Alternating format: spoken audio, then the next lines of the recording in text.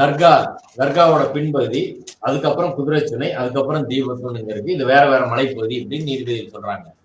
இந்த படமே ஒரு ஃபேக் படம்.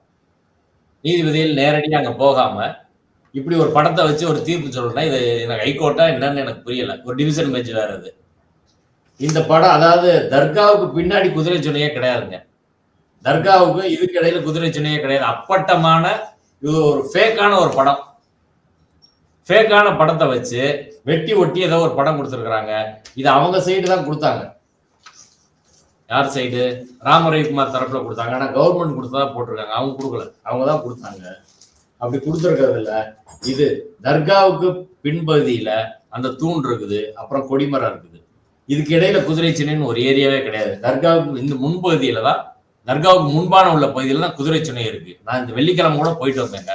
அப்பட்டமான ஒரு பொய்யான ஒன்றை வைத்து ஒரு நீதிமன்றம் இப்படி சொல்ல முடியுமா? இது தெரியல. அடுத்து இந்த தூணை வச்சு சொல்றாங்க.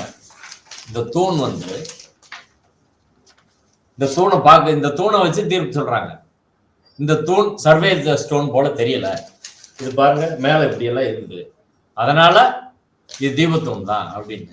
இப்படி ஒரு படத்தை பார்த்து ஒரு நீதிமன்றம் தீர்ப்பு சொல்ல முடியுமா சொல்லுங்க? அடுத்த நான் சர்வே ஸ்டோன் தான் அப்படின்றதுக்கான டாக்குமெண்ட்ஸ் கொடுத்தேன். அதெல்லாம் பரிசீலனை பண்ணி அதுல ஒரு மார்க் இருக்கணும் அப்படின்னு சொல்றாங்க. ஆனா இதுல அப்படியெல்லாம் கிடையாது. அப்படின்னா மார்க் வந்து இது கீழே தான் இருக்கும். பக்கத்துல இருக்க ஒரு ஸ்டோன் இதே போல அங்க இன்னொரு ஸ்டோன் இருக்கு, அது உடஞ்சிருச்சு. அது கீழே பார்த்தா அந்த மார்க் இருக்கு.